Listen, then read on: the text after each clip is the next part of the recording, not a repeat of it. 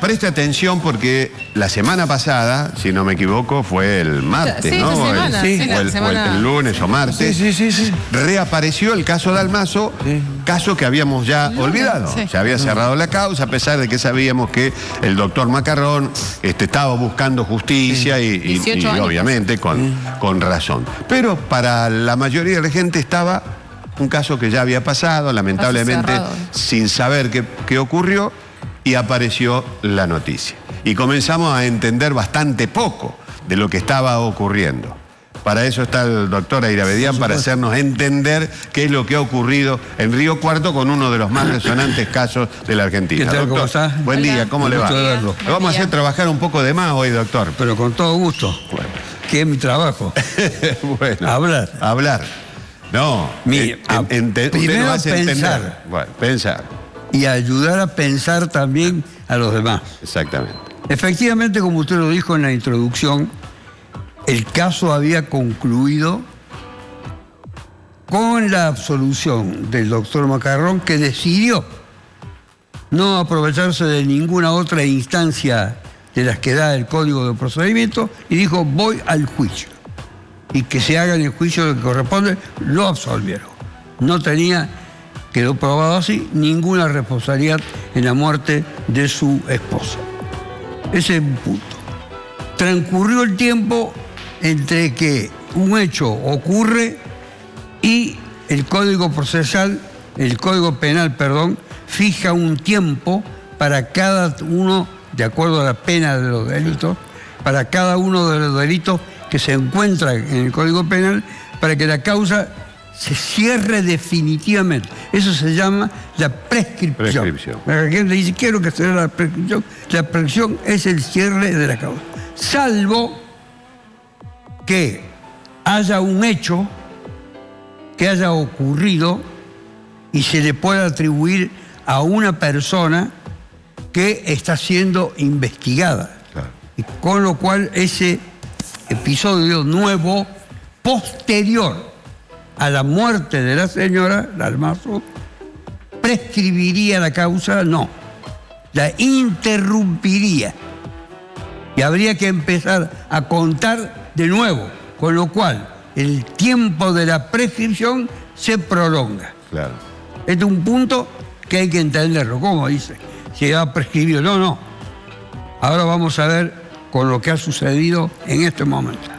¿Qué hizo o qué hicieron el señor involucrado en la historia, el esposo de la víctima, pero particularmente sus hijos? Dijeron: nosotros queremos la verdad. Claro. Aunque la causa se encuentre prescripta y aunque no se encuentre nunca a nadie, pero queremos que se siga investigando. Y efectivamente se puede seguir investigando, y esto trae o no trae consecuencias. Claro. Puede descubrirse como puede no descubrirse absolutamente nada, con lo cual queda definitivamente cancelado. ¿Qué ocurrió?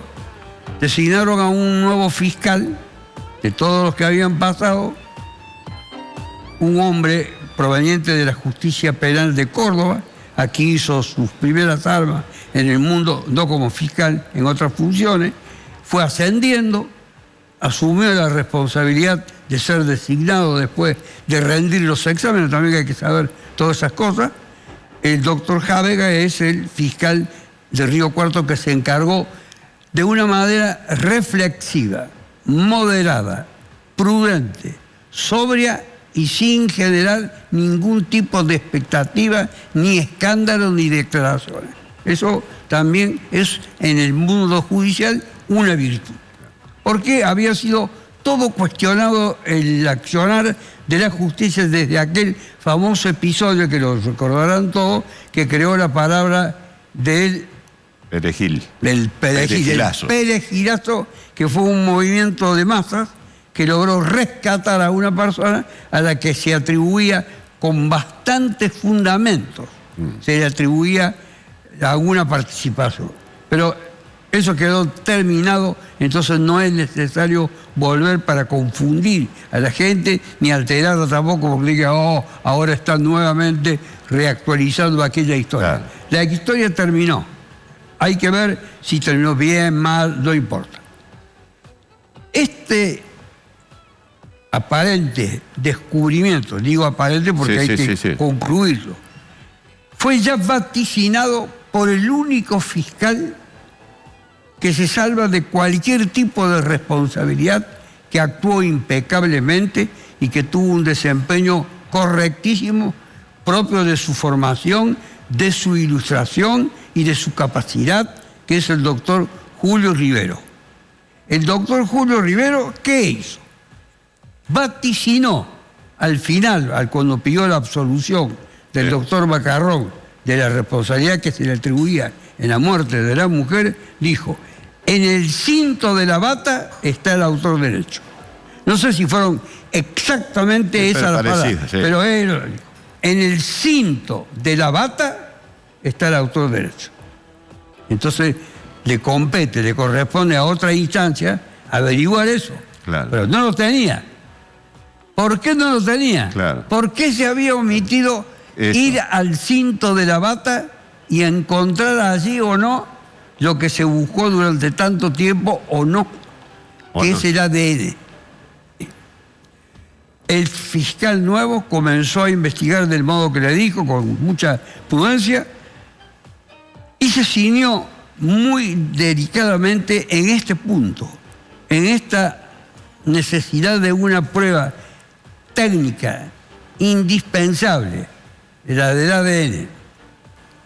Acá sigue teniendo una plena vigencia, quiero aclarar, pero no quiero confundir a la gente. Hay lugares donde se discute la cuestión del ADN, pero no voy a entrar en ese punto, para no confundir. Acá tiene vigencia plena. Si el ADN lo indica a uno como vinculado a un determinado tipo de episodio, no se discute. No se discute, está liquidado. Entonces, de las personas, 200 que ingresaron en esa casa, a las que a algunos de manera completa, a otros de manera incompleta, se le practicaron pruebas de ADN, había uno que había trabajado en el lugar en tareas de parquización porque estaban remodelando la casa. Sí. Y este hombre había hecho su trabajo, pero como un tercerizado, no por contratación propia, sino que un contratista de este tipo de actividades lo había llevado a él para hacer las tareas de parquización. Hizo 3 declaraciones, como muchas de las personas que concurrieron al lugar. Allí hubo una, quiero aclararlo ya, una discriminación entre las personas que llamaban a declarar, porque los notables, los prominentes, los hombres distinguidos, las mujeres distinguidas, etcétera, se les permitieron una serie de licencias. A todos hay que tratarlo de la misma forma, no digo con rigor, de la misma forma, ajustándose estrictamente al código y recibir la declaración como corresponde, sea amiga, sea pariente, sea la madre, el padre, el hijo, lo que sea. Todas las personas que puedan dar un conocimiento de la víctima y de las personas que pueden haber estado en el lugar y de las personas que pueden haber realizado algún trabajo. Siempre una cosa anterior al día en el que se descubre el cuerpo. Claro. De lo que ocurre después, ya no. Pero esas sí son las que pueden ilustrar, dar información, proveer datos que son útiles, pero a los fines de individualizar, identificar y distinguir a la persona o las, porque podrían ser varias, que habrían intervenido en este hecho brutal, hay que investigarlas desde el día en que se encuentre el cadáver hacia atrás. Entre esas personas había, entre estas, el Perejil, que había estado trabajando allí y que podría haber tenido, porque pensó a la policía, alguna cosa morbosa, mirando, bueno, lo dejo de lado eso. Este hombre de la parquización, 3 veces declaró, y 2 de esas veces no declaró lo mismo. Declaró de una manera distinta. Sobre ese hombre se debió haber pensado de una manera más racional.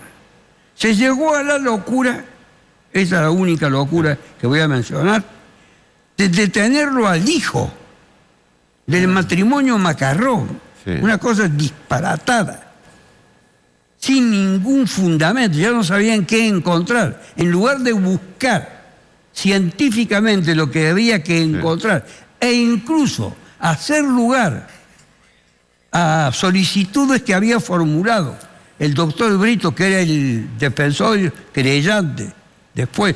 Sí. Cumplió muchos roles, todos ellos muy distinguidos, los roles muy científicos, muy adecuados al descubrimiento de la verdad. Había hecho solicitudes para determinadas cosas, entre las cuales estaba el cinturón del Batman, y no le hicieron lugar a alguna de esas cosas. Bien, así es que finalmente este fiscal nuevo, ya cerrada la causa, ya prescripta, ya concluida y pedido de la familia, y además por decisión también de la propia justicia, hay una confluencia entre el pedido de la familia y la aceptación de la justicia. La familia con mucha tenacidad, sobre todo el joven, que es abogado además, miembro del cuerpo consular, es abogado y ha tenido una actitud protagónica muy intensa, buscando siempre la verdad, porque la verdad es algo que ilumina a la gente. La verdad, vivir con la mentira es una cosa muy fea. Vivir con la verdad libera muchas tensiones y permite reconstruir la existencia de una persona. Ustedes deben recordar que cuando este hecho se produjo en el viejo estudio donde hacíamos el programa, yo me ocupé de este caso de una manera preliminar, diríamos, muchas de las que después se fueron confirmando en el tiempo. Yo no me olvido de eso. Yo iba al tiempo de la investigación y de la prescripción, había dado algunas pautas. Y ustedes, todos ustedes los que estaban en aquel entonces del programa, lo deben recordar.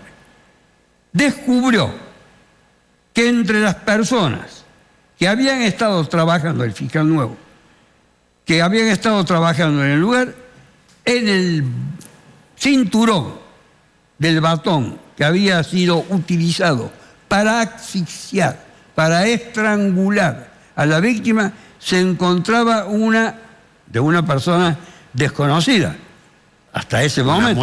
Una muestra de ADN de una persona desconocida. Entonces confrontó con las personas que habían estado trabajando y descubrió, este es el tema, que esa muestra podía ser identificada como perteneciente al hombre que había estado trabajando como en la tarea de parquización de los pisos y de algunos otros lugares de la casa.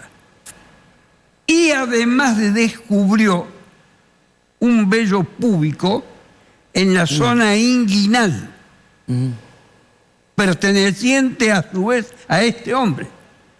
Entonces encontró los dos elementos suficientes para decir, estamos en presencia del autor del hecho, por lo cual a esto lo reunimos con las palabras preliminares, aunque fuesen las últimas, de Julio Rivero, que dijo, en el cinturón está el autor. Se encuentra el autor, una frase para una novela.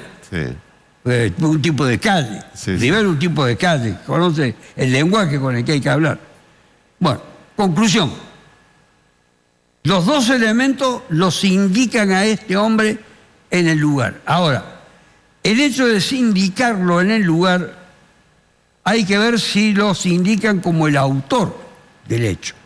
Y hay una circunstancia más que hay que relevar, que es fundamental, que es esta. El ADN, el vello púbico y sobre todo el lugar donde este hombre trabajó, que fue en la casa donde se produjo el homicidio. Vale decir, una circunstancia de presencia. ADN, vello público, ella tiene un cuadro casi completo. Ahora, el fiscal ha hecho algo que algunos lo discuten, pero no hay que entrar a discutirlo. Lo llamó para prestar declaración indagatoria, para que designara abogado defensor, para que conociera las pruebas existentes en su contra y para que se pudiera defender. Pero no está imputado, porque no tiene porque la causa puede estar prescripta. No importa que esos datos lo lleven a él a la autoría material. La causa puede estar prescripta. Entonces él está ahora buscando, con esta identificación precisa y perfecta que tiene de este hombre, más sus declaraciones, lo que había manifestado, etcétera, contradicciones. No solamente eso, saber en cualquier otro lugar del país si este hombre no tiene un antecedente. Ajá. ¿Y qué antecedente es el que hay que tener en cuenta? No de algo que haya ocurrido antes del asesinato de la señora Dalmazo, sino un hecho que se le haya atribuido a este hombre en cualquier lugar del país posterior a la muerte. Con lo cual, ese hecho que se le atribuiría supuesta e hipotéticamente a este hombre interrumpiría la prescripción, con lo cual se puede abrir el juicio. La prescripción reabre. Y las chances y la suerte de este hombre, si se reabre, no se la deseo. Disculpe que le pregunto un poquitito sobre eso. Vamos a suponer que lo descubren a este hombre, descubren que después de la muerte de Nora Dalmazo robó un kiosco. ¿Eso es una causa para reabrir? ¿Cualquier delito? Cualquier delito. Un delito. Y haya sido investigado, que haya sido partícipe. Que haya sido individualizado como el autor, imputado por ese hecho, que se sepa, no que sea una mera sospecha. Claro, ahí robaron el kiosco de la esquina y resulta ser que el tipo... una causa abierta. Una causa abierta, cerrada, lo que sea, que la prescriba. Interrumpa la prescripción esto. Se vuelve a contar de nuevo. Eso quiere decir. Sí.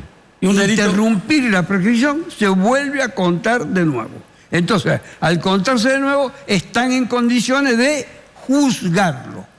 Si no encuentran nada... Si no encuentran más nada, al señor no le piden disculpas ni nada, lo mandan a su casa. Y se terminó. Y queda sin imputación de ningún tipo, de ninguna clase. Al margen de que yo no estoy pensando en voz alta, ¿qué será de la vida de ese hombre? Claro, ese hombre se tiene que desaparecer. Tenemos lo más grave, que la muerte de una persona asesinada de una forma cruel.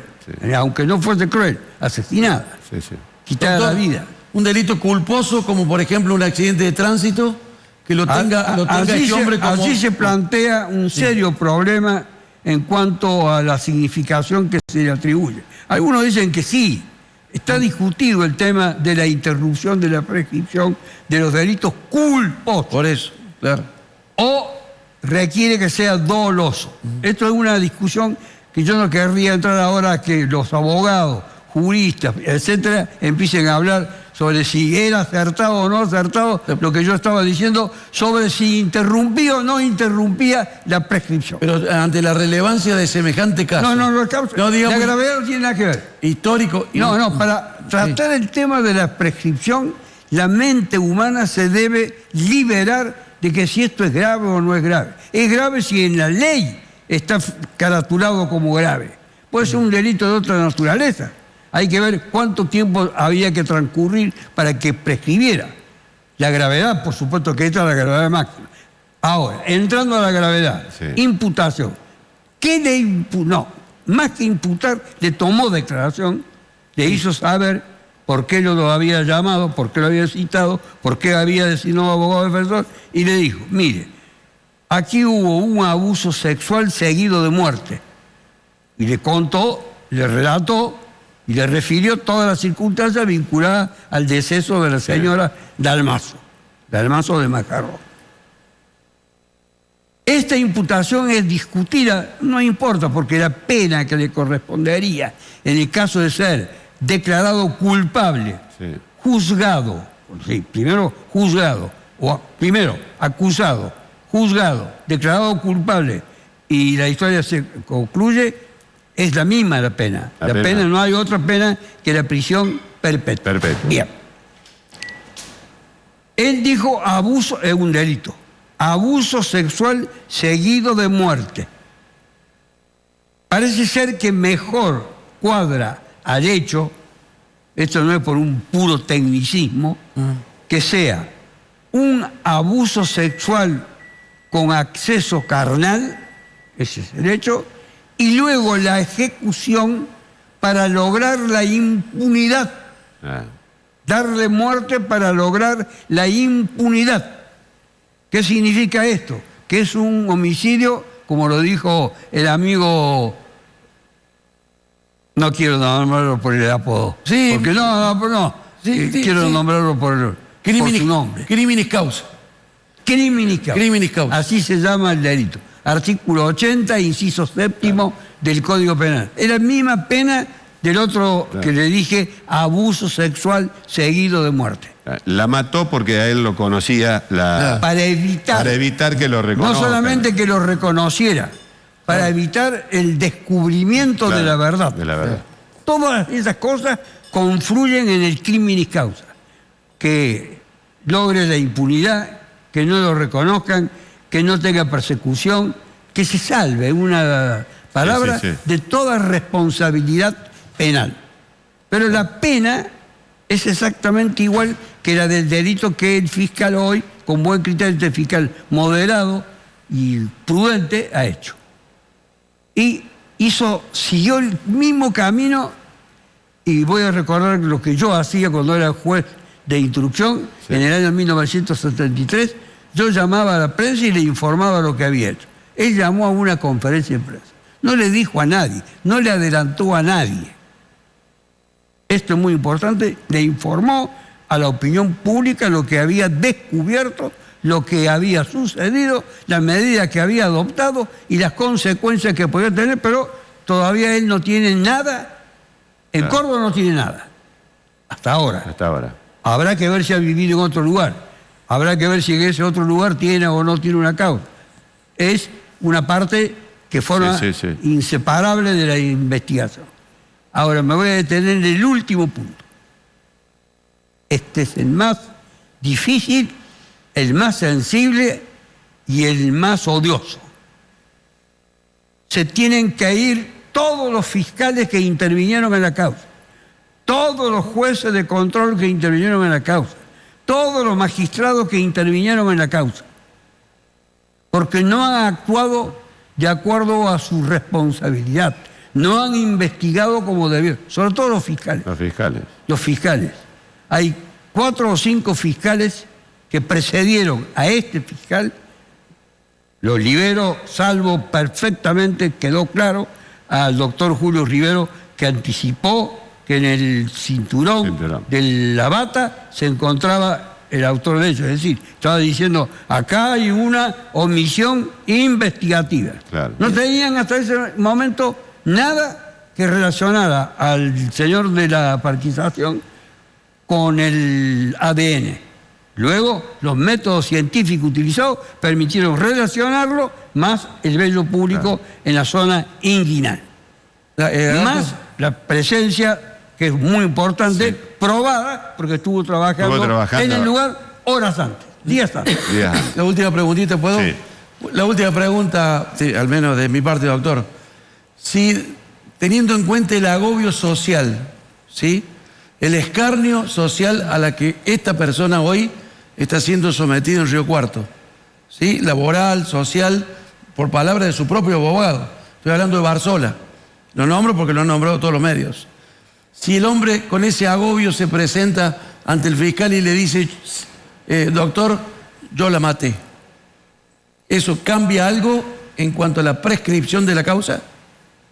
No, porque la prescripción comienza a correr desde el día en el que la mató y hasta el presente. Él no incurrió en ningún otro hecho de carácter delictivo que interrumpiera la prescripción. Entre el día, muy buena la pregunta, entre el día en que ocurrió el hecho y el día que le hace la confesión, la causa estaba prescripta. Es solamente una cuestión ética. Aunque él ese hombre de ninguna manera, es muy triste decirlo, pero también es muy triste recordar a la víctima. Acá hay que recordar todas las circunstancias. Por supuesto. Es muy triste. Ese hombre casi ya no puede vivir. Por supuesto. En ese lugar. Y no sé, en algún otro lugar si va a poder vivir, lo va a perseguir esa cosa morbosa de la opinión pública. Si es que lo identifique y lo reconoce. quiero detenerme para terminar con los fiscales. Los fiscales hubo uno que llegó a decir que había, desde Punta del Este había venido en un avión, y después que había contratado un sicario. Sí. Bueno, esa gente no puede continuar en la justicia. Yo recuerdan ustedes hace pocos días que dije que seguía los juicios que había en todo el país, y les conté uno de Mar del Plata, donde estaban juzgando a unos jueces que habían liberado a los autores de un hecho de abuso sexual gravemente ultrajante y con las consecuencias que había tenido. Bueno, hay que seguir todo esto. Y no hay que tener ningún tipo de contemplación, ningún tipo de utilización de las corporaciones que trabajan en favor de liberar de responsabilidad a estos magistrados. Si son 3 o 4 los que incurrieron en responsabilidades y omitieron su obligación de investigarlo como debía investigarse, deben responder. Además, la familia tiene que ser resarcida, no sé si lo habrá sido, por la omisión completa y criminal del Estado. Bueno, doctor, muchas gracias. No sé si le queda algo. Clarísimo. No, lo único que me queda es preguntar, porque yo recuerdo que hubo 2 investigadores que mencionaron que el autor estaba más o menos ahí en la zona de las personas que estaban brindando servicios y que fueron descartadas esas opiniones. Bueno, los dos. Los dos, sí. Uno por el movimiento popular. Sí. Que hizo Gastón Zárate. Un levantamiento. Gastón Zárate, el Perejil. Fue salvado por la gente. Bueno, Gato. Y el investigador que... ¿Por qué le había dicho, si quieren recordarlo nada más, que él había adquirido un celular, que le había sacado el chip y lo había arrojado, y después dijo, no vaya a hacer cosas, lo hizo por eso, le dijo a la novia que tenía en aquel entonces, o la esposa, o no lo sé, la mujer, lo que sea, la calidad que sea no importa. No vaya a hacer cosas que me tengan a mí después por culpable o por responsable de haber matado a mi patrona. Un razonamiento muy bien hecho. Pero eso se lo había dicho a un tipo que al parecer no era muy sano mentalmente. Bueno, confluyeron una serie de cosas y la policía apostó a esta solución. Es decir, en una parte estaba como bien orientada. Bien orientada, claro, bien orientada. Y cambió el oficio. Cambió la identidad. Ahora ya no hay perejilazo. Exactamente. El comisario Rafael Sosa, el comisario Rafael Sosa, que fue el primero que se hizo cargo de la investigación, le apuntaba precisamente a la gente que estaba prestando servicio. Que estaba trabajando en la casa. Ahí apunta. Así es. Era un oficio o el otro. La gente puede pensar y decir, pero ese Sosa no es... No recuerden cosas posteriores, porque en la actividad que él cumplió, en el rol de investigador con su equipo, estuvo impecable. Sí, señor. Muchas gracias, doctor. Gracias a ustedes. Muy amable, gracias, hasta luego. Bueno.